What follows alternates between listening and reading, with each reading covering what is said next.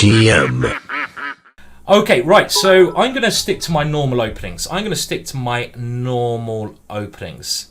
Let's see. So I'm going to go E6 and either play the Dutch or I'm going to play the French because I want to stick to what I know best. I can give you a good lowdown of the way I'm thinking with this opening. Now it depends what my opponent plays. If Zibbit plays E4, I will play the French. If Zibbit plays C4, I will play the Dutch. So it's up to him to decide. But the move 1e6 is a very flexible move because I can also play other systems with b6, and it means I don't, it works very well in a number of different openings. Someone's saying, how do I donate my ginger coins? Well, look, as I've said, this is the first time that I've got ginger coins working. I'll better tell you a lot more about ginger coins in the future. Not at the moment. Let me concentrate on the game. Okay, so my esteemed opponent fancies a French defense, so we are going to go for a French. I'm 38 years old, and the French defense I've played for the last, since the age of about 8. So I've played it for 30 years.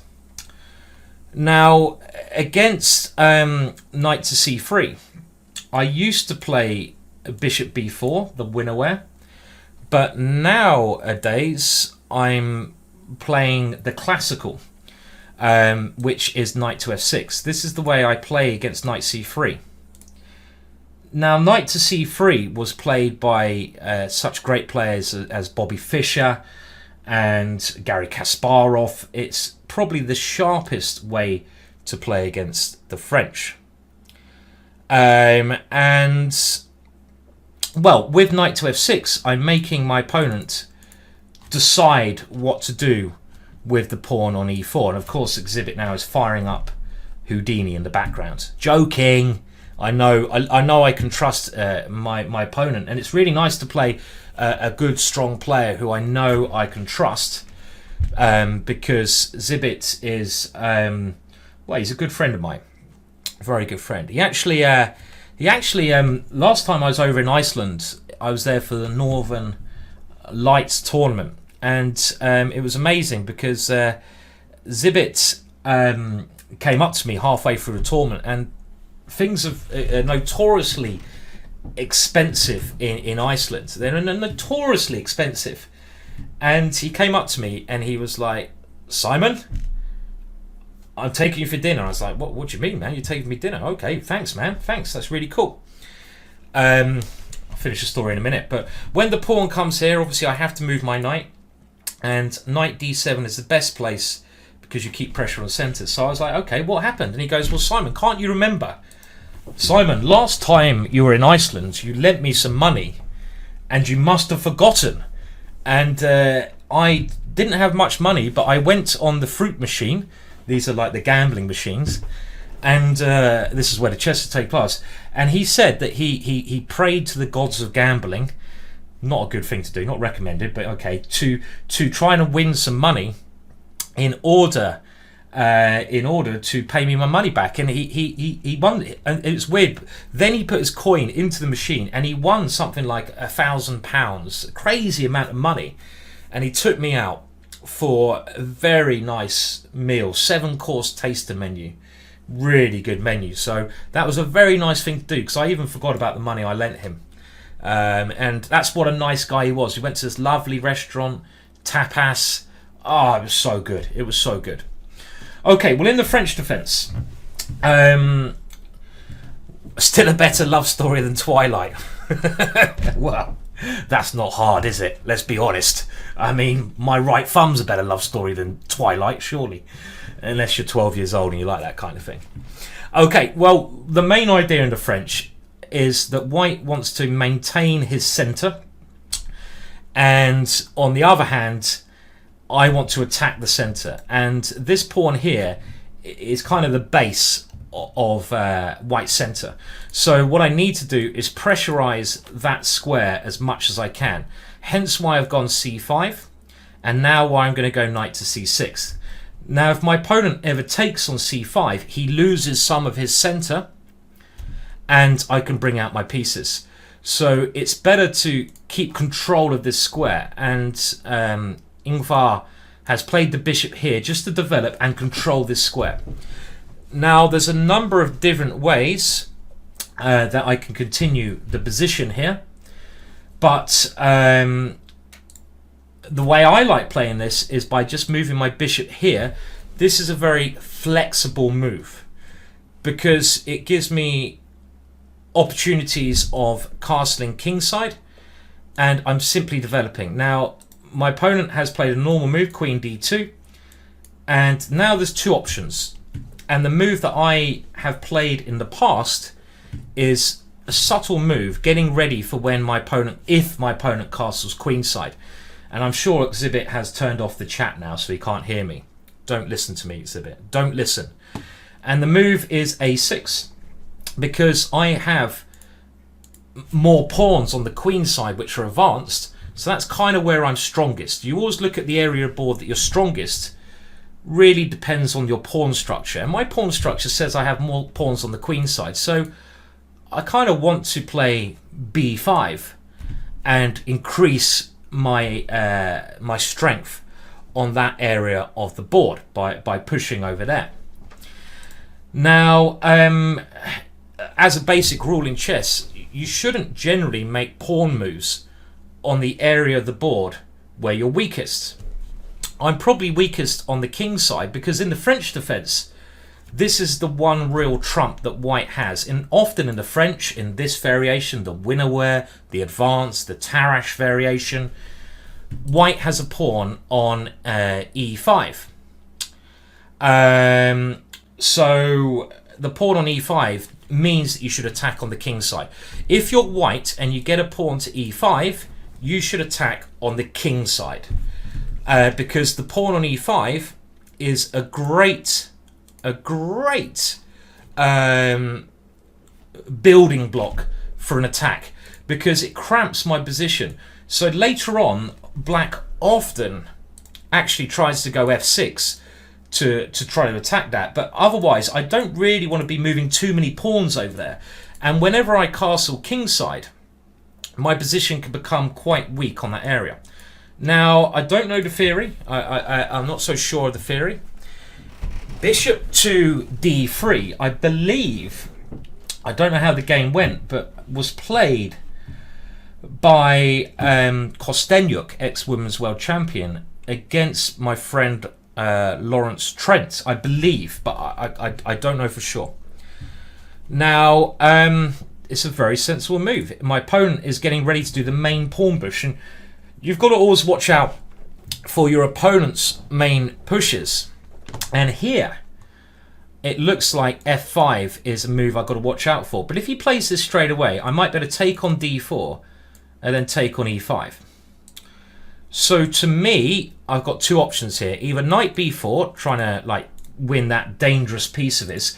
In this opening, this is white's best piece, because if I ever castle kingside, that bishop is poised to attack my king. So I'm not even going to consider castling at this moment. This is really, I'm going to be walking into an attack. Now, I could go g6 to block it all up, but that's a little bit passive. So I'd rather either go knight to b4. But if I go knight to b4, maybe white will just put the bishop back on e2. I don't see how that helps me. So I'm just going to continue with my plan. I'm going to continue with b5. Why not? Why not continue with b5? And my idea here, I think, will be able to go b4. I want to get rid of this bishop. This is the piece I want to exchange. How am I going to exchange that? I want to exchange my worst piece for his best piece. Which is my worst piece here? In the French defense, and when I mean pieces at the start of the game, you only have to think about your knights and bishops. You don't really need to think about your rooks until the middle game or end game. Your rooks are not so important. And in this position, my worst piece is this bishop here. This is the bad French defense bishop, because in the French defense, you put your pawns like this. They're on light squares, meaning this bishop is blocked. It's a bad piece. So I'm thinking one very positional idea is to play something like b4, a5, and then bishop to a6 to swap off this piece. So I know this is a standard idea, and this is one idea I'm already thinking about playing. Hopefully you can see that plan in action. b4, then a5, because then I've got my pawns on dark squares, meaning my bishop can be exchanged off. I really want to get rid of that. If I can swap off this bishop here, I'll be feeling much more confident about castling kingside then. Thank you, Alagrok. Is that how you said it? Alagrok, for subscribing. Very kind of you. I bet you got more ginger coin for doing that. Hopefully next time I stream, boys and girls, I'll be able to give you a much more detailed lowdown of what ginger coin will get. I'm actually going to be away, like I say, this weekend, and then I'm going to Iceland for 2 weeks, so I won't be able to stream then, but I'll make up for it with lots of streams after that. Okay, so what do I do here? Well, knight takes looks much more natural, because I can then try to take his bishop out of the game. But there is something to be said for bishop takes, because one square that I think Zibbit wants to control now is the d4 square. And Zibbit wants to maybe put a knight there. So if I take with a bishop, the advantage of doing that is I control this square and I threaten d4. So bishop takes is not so silly. Another rule, the side who is most cramped wants to make exchanges. And in this position, I'm thinking that exchanges will help me. So I'm going to try to exchange off this bishop, and my knight is going to come to that square anyway. So I'm aiming to, swap the bishops off, swap the knights off, because I'm a bit more cramped. But you can see now I've already got rid of one of his central pawns, so I'm quite happy about that. Keep moving is saying how many Twitch subs do I have? I don't know, to be honest. I don't think I have too many. Maybe today's been great. Maybe like 30, 40. I don't know. I haven't really checked. You can probably check somewhere. I'm not even sure. I'm gonna have to like look into it. Hopefully, I'm gonna try to keep streaming and give you loads of cool free content. Well, Horse Knight is saying, doesn't exchanging dark square bishops put me at a disadvantage? Well, often this bishop is a great piece, but I don't want to allow him control of this square. And had I taken with a knight there, Zibbit would have got control of this square. The way I'm playing it now, at least my opponent can't easily get a knight to this square. One very normal way that he could play is to go knight e2 and then try to get this square. But I really want to try and keep control of this central square. My next kind of plan will be something like queen b6, and it's always best to place your queen behind pawns if you can.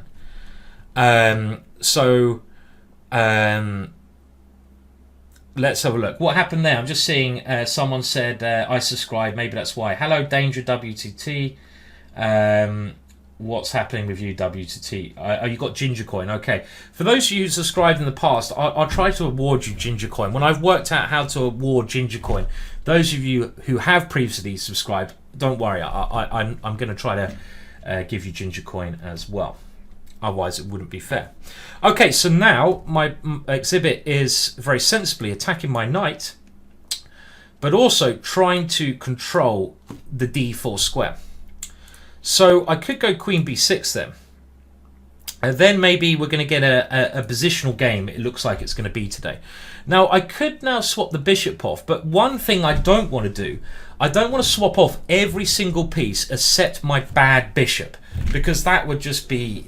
that is not a good idea. If I leave myself with the bishop on c8 and I swap off every piece, I've left myself with my worst piece. So I don't really want to do that to allow this. So I'm thinking now I'm just going to move my queen to this square, and at some point, well, I can either swap queens off with knight to d7, and we're probably going to have to play an ending, which should be about equal, because my opponent has some control of this square and my opponent is playing against my bad bishop. but I have a nice bit of advancement over on the queen side.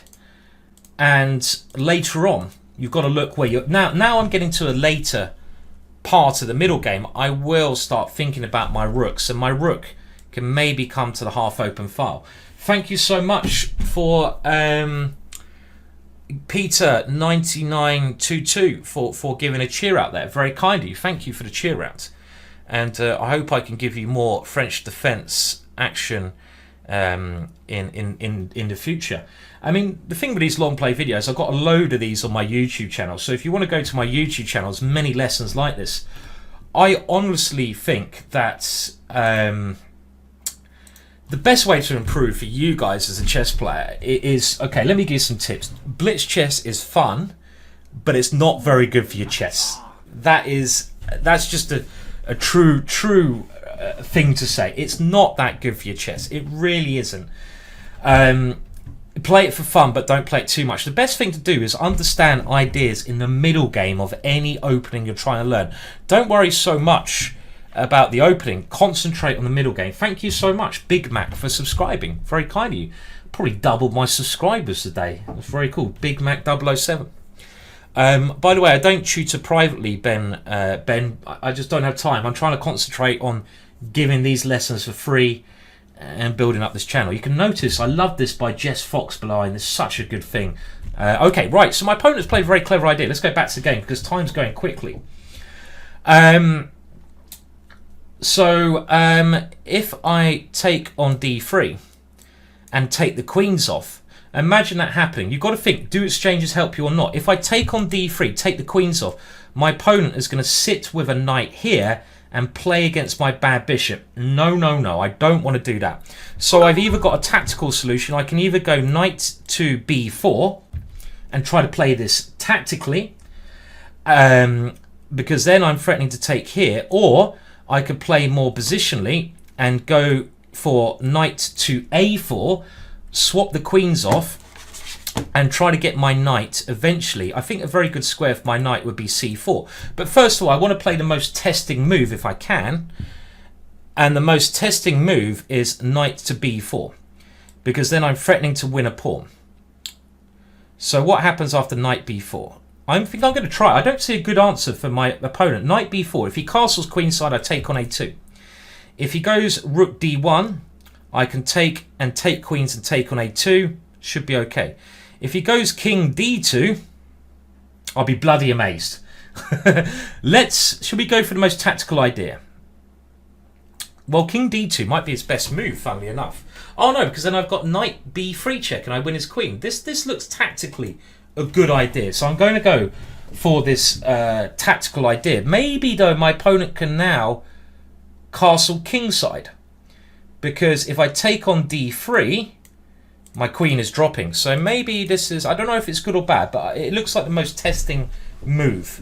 King d2 does, of course, lose the queen to knight e4 check, being one very good move.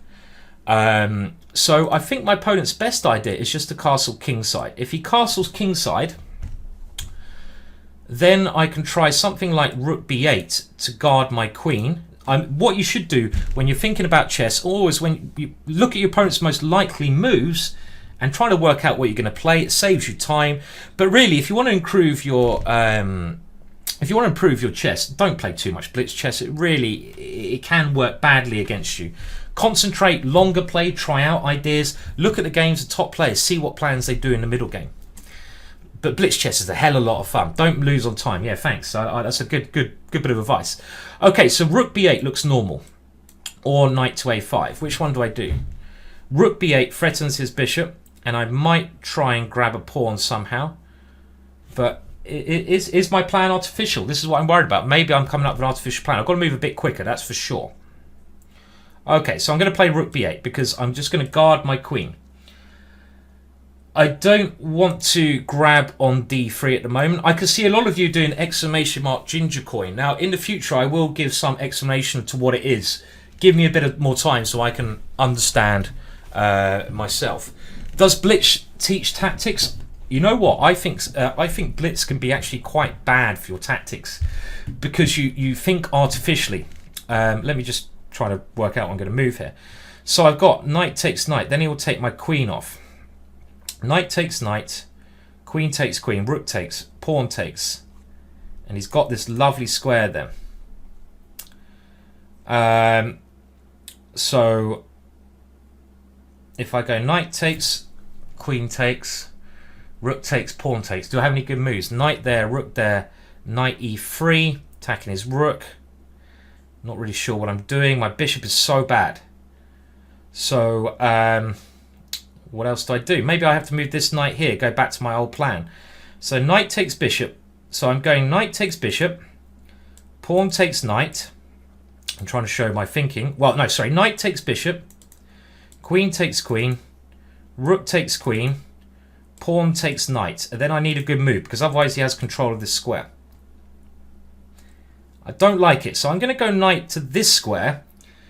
And I'm going to try and say, okay, you can have the d4 square, but I'm going to try and get my knight to c4. Because if I can get this knight to c4, I'm attacking b2, and maybe I'm coming into e3.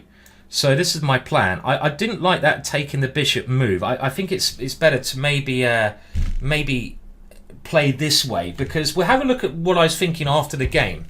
Hopefully you can see what we mean after the game. So my opponent has taken it. Now I could go rook takes and keep the pressure up against this pawn. Also interesting. b3. Do I even have knight c2? Knight b2. Rook d2. But then something like rook here is very interesting. So I think I'm going to keep my knight where it is. Thinking about it, my knight is actually quite active in on this position already. Because at least I'm threatening to win a pawn. And I think my rook wants to come to the half open file. You put your rooks on half open lines. So this is probably, I don't know, maybe roughly even. My opponent has great control over d4. And, you know, he's going to stick there forever. This is one worry I've got. My other worry is my bishop. You can see in the French, your bishop becomes a very bad piece. But on the other hand, my knights are active, and I might better get pressure on the c-file. So I think what you need to do in chess, you know, if there's something that's not good in your position, and when you're playing a good player, generally you're going to have problems with your position. Chess is about making life as difficult for your opponent as you possibly can. And that is what is really happening here. Okay, so do I bravely go where no knight has gone before? Or do I play a bit more circumspect and just come back here when I might be able to come to e4 later? Well, let's have a look. Knight here, rook d2. Rook here, knight d4. Rook somewhere like this. Is my knight going to be lost? I think I'm going to have to play here. Let's not get carried away. My knight's going to come back. I'm hoping b3 has weakened my opponent's position a little bit. But I've still got the problem with this bishop. Another thing you can do in the French is to play the bishop around.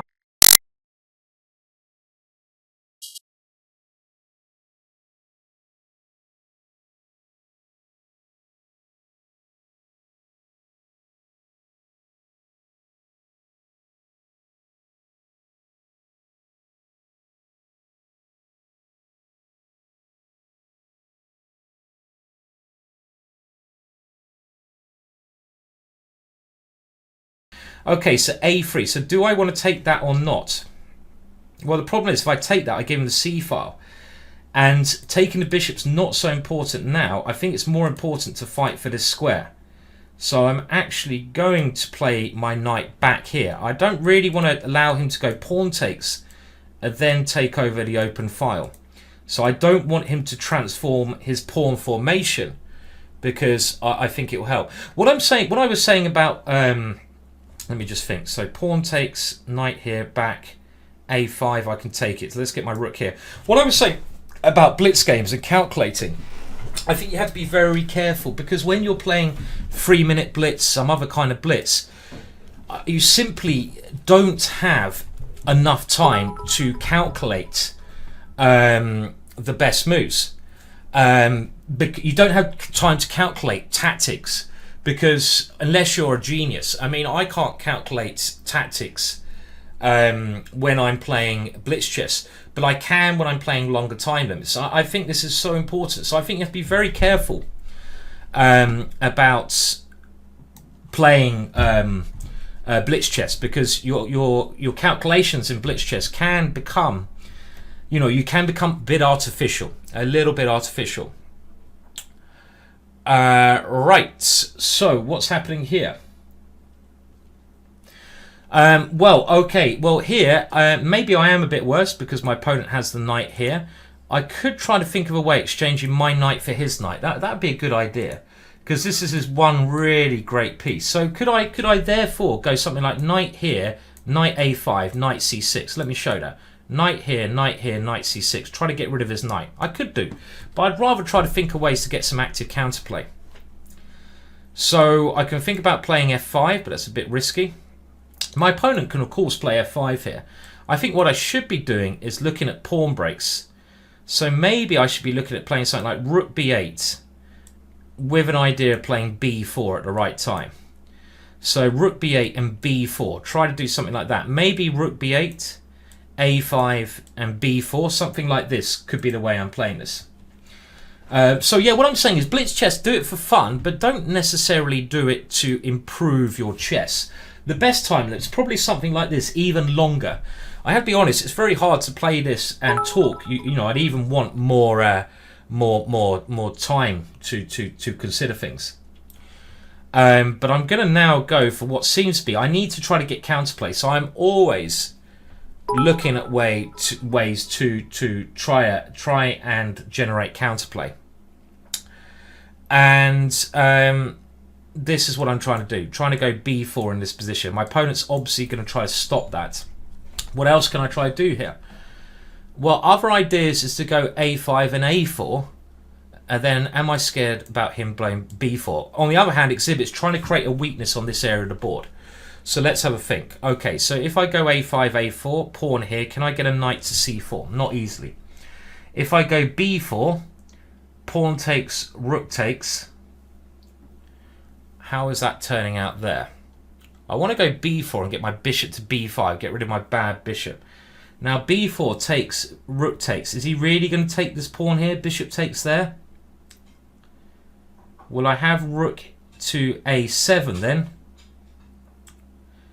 And I kind of feel that should be all right for me. So I'm gonna try b4. I think I have to create some counterplay, but the downside of this is that my opponent gets the a file. So I have to say he's playing very very good. Is Exhibit going to take on h7? Well, it's a possibility. It's a possibility. Can he take that? g6, then he goes h5, and then I take on h5. Well, I mean, I think if I can block his bishop out and get a time to play my knight into e4 check, I'm not too worried. I think a4 here, I'm not worried about a4 because then he's got a very weak square here. I think he probably should take on b4. And then after rook takes, can he play c3 and b4? Maybe. My positional idea, I want to get rid of this bishop and I want to try and exchange it on something like b5. Now, of course, my opponent can take on h7. I'm thinking if he does that, I'm going to go g6. And like I say, I'm hoping then, just because my knight will come into this square, that will give me enough counterplay. Am I slightly worse here? Is the position equal? I'm not sure. I'm not sure. I mean, I don't think it's something you've got to worry about when you're playing. All you've got to do during a game is try to find the best moves. And one thing is for sure, when you're playing, you've got to avoid getting completely passive and not having a plan. So I'm just trying to find ways here where I can keep enough counterplay, hopefully, in the position. Now, I could, after this, as someone has also mentioned, I could go rook takes b3, knight takes b3, and then follow up with rook takes here, which liberates my pieces. That's very interesting if he plays c3. It's a very possible situation. I mean, first of all, my opponent, of course, is just trying not to play anything that's going to weaken his position. So now, it's quite key here. What am I doing here? Well, is it now time to go knight takes here and then bishop b5? At least my bishop can try to come to life, but then he always has c3. Now, I'd love to get my pawn to a4, but then he will simply take it. So what can I do? Knight to e4. Is this possible to try to get a rook into c3? I don't think so. Bishop b5 is another idea, but then I'm worried about getting trapped. So bishop b5. Knight takes b5. Pawn takes b5. No, you can't do that. Bishop here. I've got to move quicker. Bishop takes. Pawn takes c3. Rook takes d4 and knight takes b3. I'm really tempted to play bishop b5. If I can get rid of this bishop, I'm going to be happy. But does he then have bishop takes h7? Should I stop bishop? Bishop takes h7, g6. Do I have enough play then? Pawn here I can take and take on b3. I'm getting my knight in. I think I'm going to go for this one, people. But I have my suspicions. I'm worried that my rook on b4 is going to be trapped. I can't see how he can trap it at this moment in time. But I've been wrong before. and I'll probably be wrong again. So I'm going to go for this. I'm going to try this one. I'm going to try and play this one if I can. I don't know if it's good. It may be a mistake. It may just be a bad move. But all credit to my opponent who's played well. And now the idea is if he grabs on this square, I'm hoping to play g6 and then get my knight into a e4 and then play rook to c3. So I'm hoping to generate enough counterplay as much as I mean. So let's have a look. Hello, Runa from Denmark. Outright Chess people. Big shout out to you, man. And hello to Olivia as well. And that's, by the way, I mean, another channel you guys should all follow and you should all get into. These guys are awesome. If you search on YouTube, my opponent, obviously a very strong player, so he's one of them. But also, if you search Outrage Chess on YouTube, they have done some of the coolest videos in the whole chess world. Trust me, it's really, really cool what they're doing. Really cool, really cool. Go and check it. Go and check them out. Yeah, glad you can join in the stream. People are asking, what does something do with ginger coin mean? Well, at the moment, I'm a ginger coin virgin, like a lot of you, so I don't know. I don't know. Okay, so can he go c3? So if he goes c3, I'm hoping I have rook takes here, but maybe this is just not good. And then knight takes b3. Maybe this is just nothing. Have I just blundered? Maybe c3 is now working.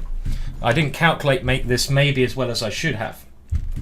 Outrage Chess is their channel. Go and check it out. I don't mind losing these games though, because you can all, I'm sure Exhibit will put this up on his channel. It'll be interesting to see where I went wrong, and I'm going to check this. I mean, losing games like this, I really don't mind, because it actually helps my chess. Because what you should always do, a good tip for you guys at home, when you lose a game of chess, if it's a proper long play game, what the Soviet school of chess always did, look at the game very deeply, see where you go wrong, make sure you don't go wrong again. So okay, so let's look. So if c3 here, I was hoping I had rook takes here, but actually then he goes pawn takes here, knight takes b3, rook to this square, and if rook check here, he has rook d3, which is really annoying. Really annoying, actually. So c3, what else can I play? I can play rook takes b3, knight takes b3, knight takes b3, attacking his rook. But then he has, for example, rook a3, rook c3 check. So I'm trying. You've got to try to follow this in your head. So what I'm saying is, if c3, I need to find a good idea and quickly. Okay, he's played it, of course. And this was one of the issues. Unless I have a good move here, I'm in serious trouble. So what else do I have? Knight takes here, pawn takes, rook check. No. Have I just got my rook in trouble? So otherwise, Rook takes b3, knight takes here, rook a3 is the problem. Rook takes here, check, rook d3. I can try to defend a quite tough ending then, which should be losing for me, I feel. That's no fun. I don't like this. I'm much better when I attack. Okay, so let's have a look. Rook takes b3, knight takes, rook a3. I need a good move there. Rook takes here. Now, do I have a check? Just king to e4. And then I have knight e4 check.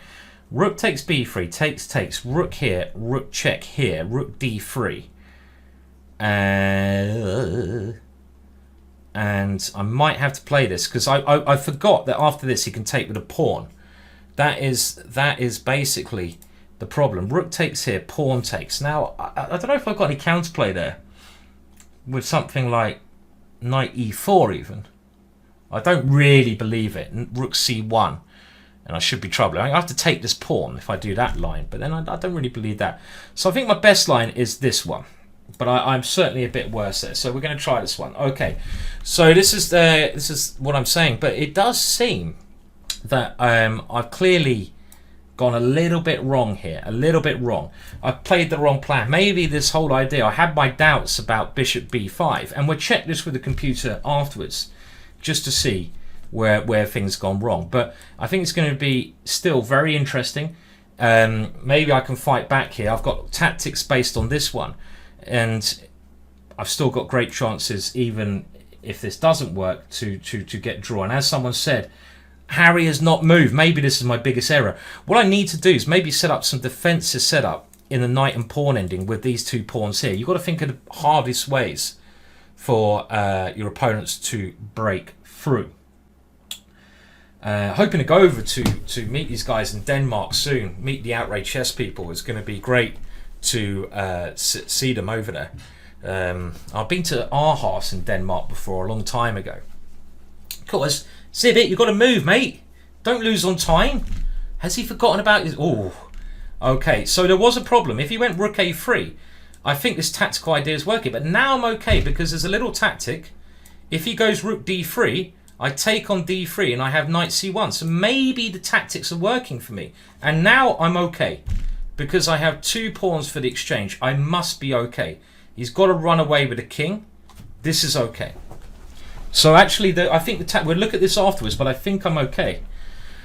Now, my opponent has this nasty check on this square. This is one issue. See, I'd love to play knight c5 and knight here, but then worst case scenario, my opponent can get a draw by checking me. Just keep checking me. I mean, let's keep playing because it's quite an interesting position here, and we don't need to play for a draw just yet. So I'm going to make my king an escape square on g7, and I also want to put my pawns like this because then they protect each other, which is going to be good. Now I kind of feel like I certainly have enough compensation here for my material. My knight does a fantastic job. It stops his other rook getting into the game. My knight controls a lot of squares here. I have to be a little bit careful. Well, here I have b4. So I'm going to play g6. This is the only way I can try to play for a win. Because now my king can come around to this square. So we're going to do it. So I'm going to go here. And now I'm hoping my knight's going to come to e4. So I'm going to move it to e4. This is my idea. But I've stopped Zibbit getting perpetual. Because I always have king g7 now. And when my knight gets to e4, I'm going to win this pawn on g3. And my pawns are very solid. I feel that I'm better. I feel that I have a better position now. This check has to be played. I've always got to watch out for my f7 pawn. You know, if my opponent can double up on the 7th rank, I've got to be careful about this pawn. But this position to me, I'm quite happy because his pawns are now becoming very weak. And one of the key things was always getting my knight to this square. So let's take a pawn with check. Always a nice thing to do. And what I'd like to do now, I think it's more important to win this pawn. Because if I can take this pawn with my rook guards f7. So this is kind of coming together here. So I think rook here, I'm not going to spend too long, has to be the correct way to play. If I play rook to this square, he might be able to play rook to f1 and defend this important pawn. So I'm thinking just rook f3 is correct, because I can try to pick off. His pawns are very weak now. His pawns are very weak. They can't defend each other. They're kind of falling off. I don't want to swap a pair of rooks off here. I want to keep my rook on the board because my rook is very active. Now, I'm not worried about any checkmate ideas because I always have the h6 square for my king. And now my rook defends this square. So, Zibbit defending his next pawn. And I think I'm just going to move my king now. I have another idea, bringing my king to h5 to try to win another pawn. So this is certainly a better position. And okay, so if I go h5, how's that? Or is it time to start pushing Derek the d pawn? Got so many tempting ideas here. This is the problem. Got too many good plans. Let's just try to round up his pawns. If I go h5, I'm a little bit worried I won't have the h6 square for my king, because then my king won't be able to go in front of that pawn. But h5 kind of feels right. Is my knight on the right square now? Maybe my knight needs to find a better square. Like, do I come to d3 with my knight? Knight here, knight d3, and try to target this pawn? Or do I get my knight to this square? That's a very nice square. If I get my knight to f5, but I like the idea. Knight c5, knight d3. I'm going to go for this because, of course, if I can start picking up his loose pawns, things are going to be very bad for him. So I'm thinking of try to get my knight here. I think what happened, Zibbit had that one critical move, which he maybe missed. Now this position is better for me. I don't know if I'm going to win it, but it is certainly better. So now, of course, I'm going to try and just win another pawn because look, his pawns are all dropping then. And I've won that pawn. Oh no, I've blundered. What a silly mistake. I've allowed him to go rook takes e6. I did not need to allow that move. That was silly of me to allow that. Why did I mean, okay, it's not a big blunder, but I shouldn't have allowed that move. It's silly. Okay, so I'm going to force his king backwards. First of all, let's just put his king one square backwards, and then I'm going to have to defend my rook. I forgot. I didn't want to lose my pawn there. I don't think I needed to lose that pawn.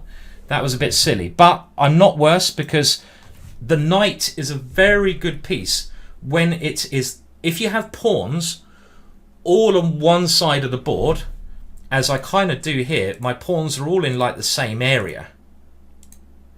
A knight is better than the bishop.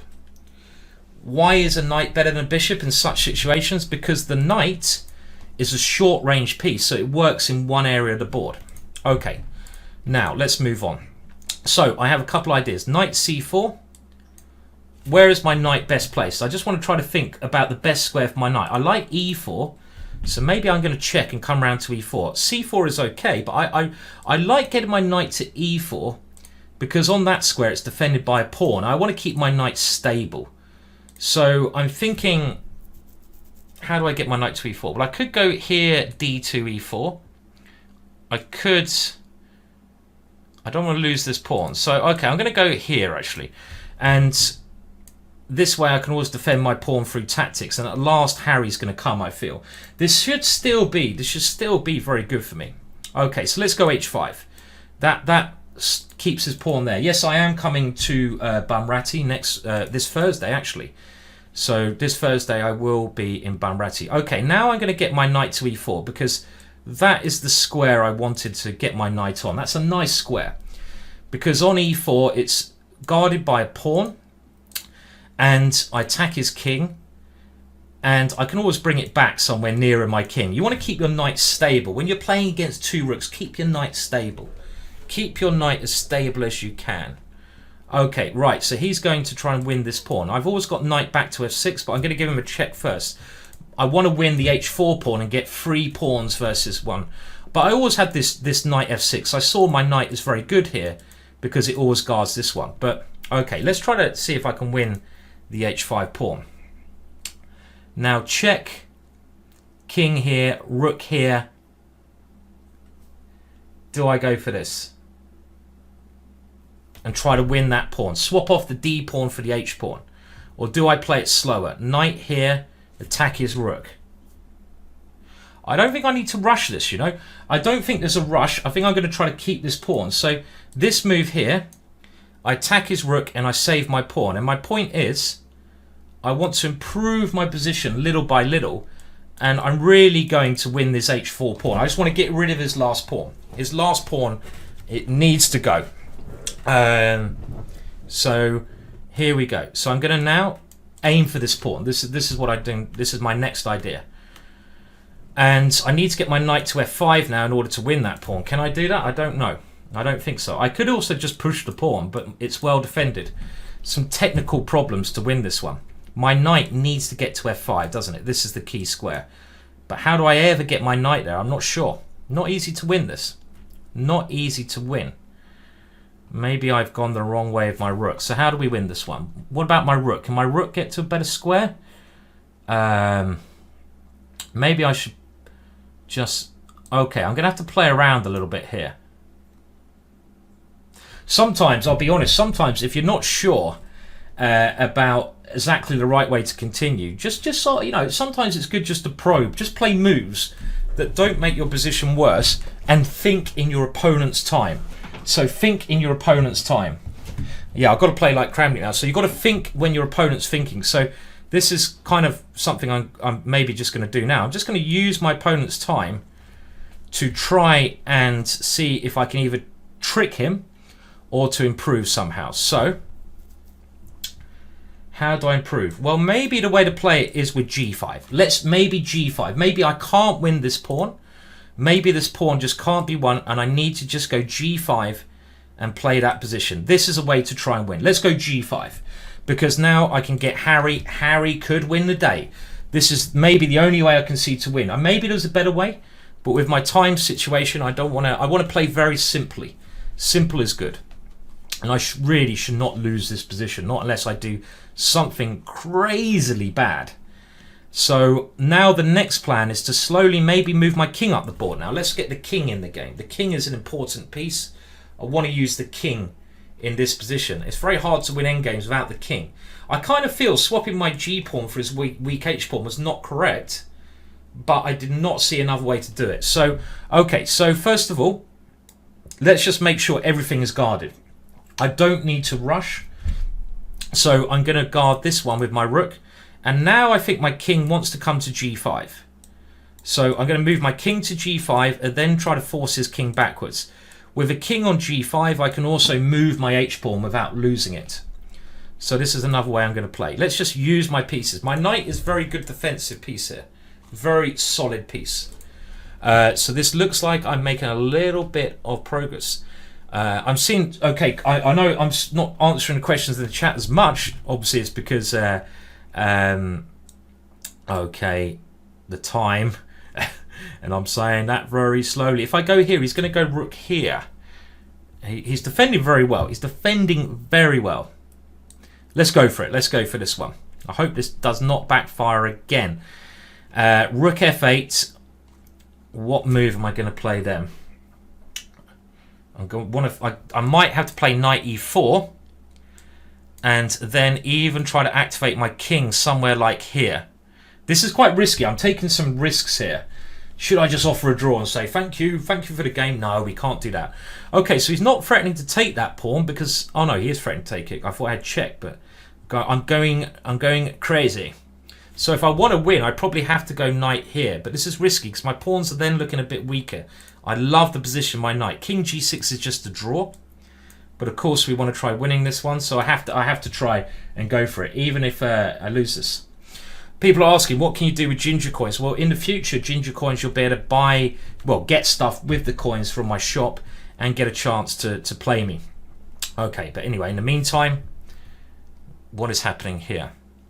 Well, f6 keeps my pawns, and my king can come to f4 still. So f6 looks correct.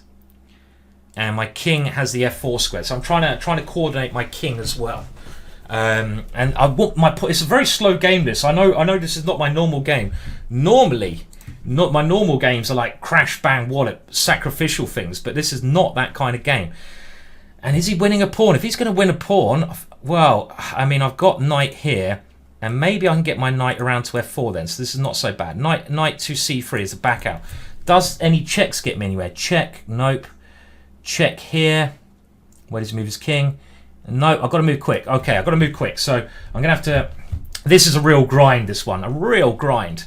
A real grind, but I'm going to have to move with some urgency now. I should never lose this, because even knight and king with no pawn should be a draw. But this is a real grind, I agree. Can I get any threats against his king? I'd love to get some threats against his king. So I'm going to try to do that. Okay, knight e2, and then king f3. And then knight to f4. I'm trying to coordinate all my pieces. You can see how my king has come into the game. So my king is now helping. So now king here. I don't do draws. Who said take a draw? We can't take a draw. I'm going to try to grind this one out. Knight to f4. Trying to get his king in some kind of checkmate threat. And I agree with JC Seal that my move at g5 was indeed a strange choice. I totally agree with you. I don't know if it's correct, but I needed to make progress, and this is still progress, surely. I mean, look, my king, the reason I played g5 is my king has come in the game, and it's allowed me, all my pieces are now so well positioned. My d pawn has become a real threat, and if I can somehow get my rook in, let's say rook down here, my opponent's king is going to become quite weak.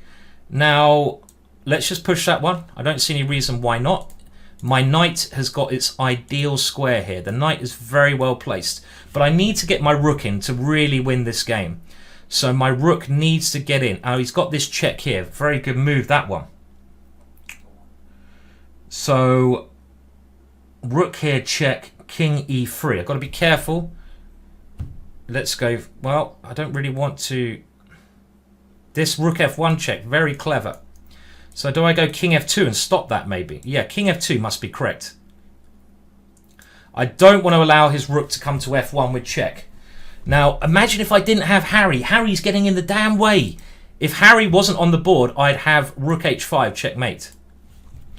He's played another good move. He's stopping my rook moving. Now, I could push Harry and see what he's going to do. Shall we push Harry? Don't blunder, Simon. Don't blunder. Okay, let's push Harry. Maybe it helps me. Maybe it doesn't. Let's do it.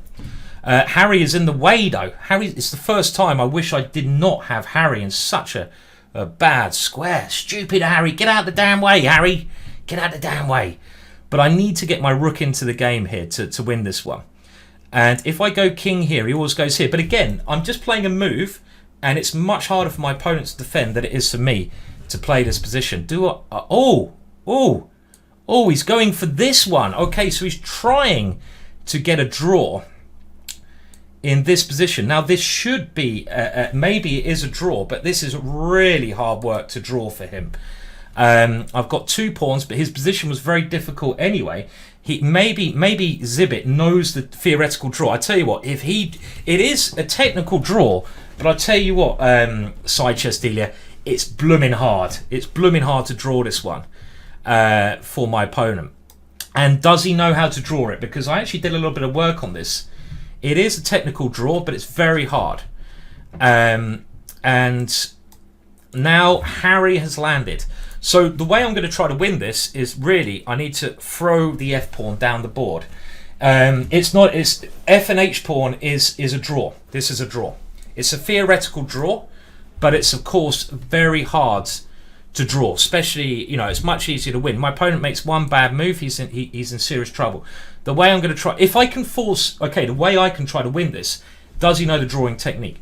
The way I try to win this, if I can force his king to the back rank and keep my rook on the 7th rank, then it is a technical win. I think what he should have done there is placed his rook behind my king, because now he's allowed me to go king g4 when the rook is coming to f2 in a lot of positions.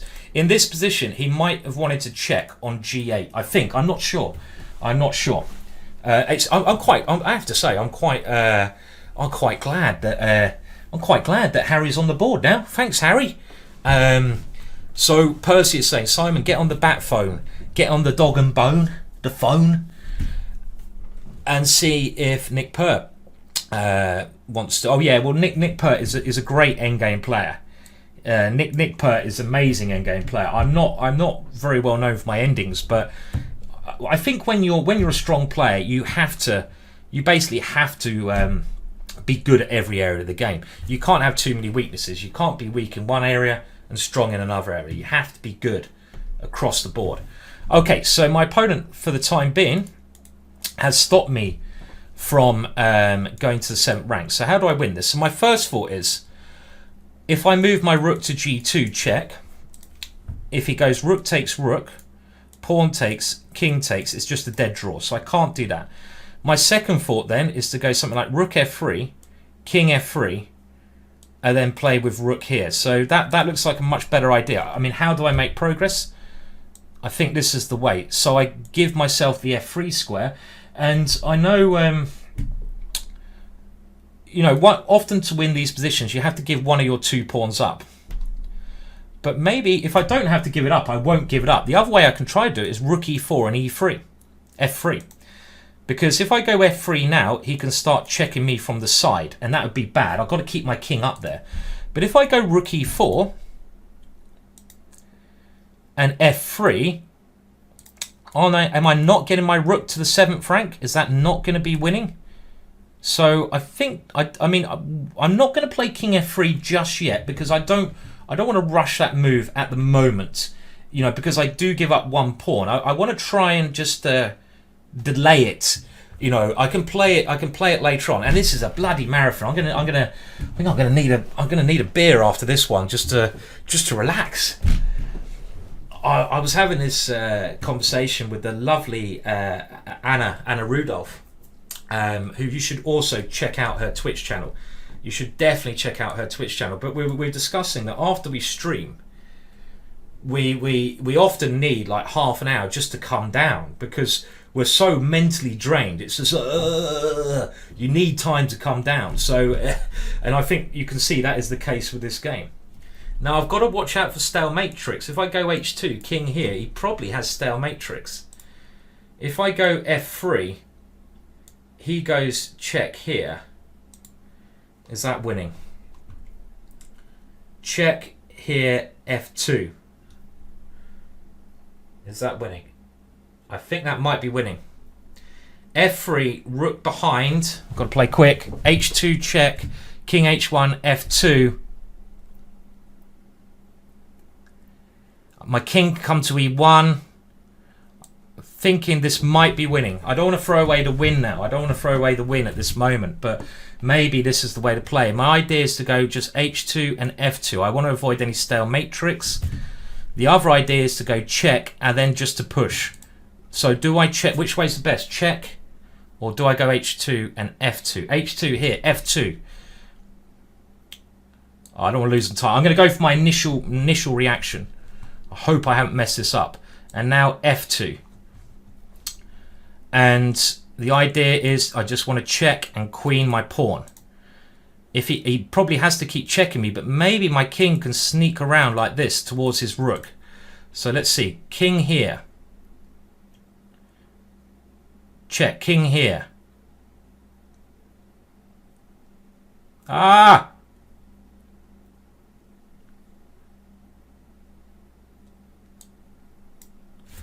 Check there. I don't know if... Oh, sorry, I'm getting a little bit... I'm trying to put... My original idea is to put the king on e1. I don't know if this is right. My original idea is to move my king here, but the other way I could try to win was to try to move my king this way, but then I thought he had a draw by going rook h1 check and king g2. So I was desperately trying to work that out. So I'm going to go with my initial thought of putting my king on this square. Now, does he have king to g2 in this position? Oh, look at that. That's so cheeky. Oh, he's got rook takes f2 and he's drawing. Oh, no. No, you... Oh, no, no, he's... Oh, no, he could... No. I thought it was stalemate, but it's not stalemate. Oh, I think we both thought it was stalemate, but we forgot that his king can take the pawn. Do I have auto promote on? If I have auto promote, then it's stalemate. Oh no! Do I have auto promote on? No. Okay, you know what? I'm not even going to risk it. I don't know if I do. I don't. It's checkmate in 2. I'm not risking auto promote. So I'm going to go here, and it's checkmate next move, because that would have been stalemate if I had auto promote on. But this way, oh god, dear, god blimey, that was tough. That was a tough game. Oh dear. That was a really interesting game. I mean, thank you for the game, Zibbit. Really tough game. Really tough game. I don't know. I mean, I was going a bit crazy at the end there. Maybe I was just, I don't know. I was, I'm not sure what the hell was going on at the end, but it was a good game. I mean, I think Zibbit outplayed me for the first part of the game, maybe. I mean, I think he certainly got an advantage, but there was one critical moment. And when you're playing these games of chess, normally in most games of chess, there's only one critical moment that can change the whole course of the game. Because after that, I was always better. Maybe I didn't play it as well as I could have, but I was always better. And the critical moment, I just want to go back there, but thank you for the game, Zibbit. Really good game, and it was a great honour to play him. And we're both hopefully better put our videos up on the YouTube thingy. But the critical moment of the game, I mean, the opening was sort of okay, but I did my best to get some activity. But the one moment where Zibbit was very short of time was the moment around here. Now, after rook to a2, I think I'm better now. I actually think I'm better. I think my rook coming down into the position is very good. So what the critical line was in this position, and the critical line, it seems to me, was here, rook to a3. This was the line we were both trying to calculate. Now here, I wanted to go rook takes c3 check, and again, if my opponent moves his king, I'm better, I think, because it's like the game. If my opponent moves his king, I can probably even go b4, but this was the critical variation, this move here. And here, my intention was to play d4 check. And maybe, just maybe, Zibbit, who's in the chat now. Hello, Zibbit. I hope your recording software worked as well, because we should try to put these up on YouTube ourselves, so everyone can go on YouTube and look at them on YouTube.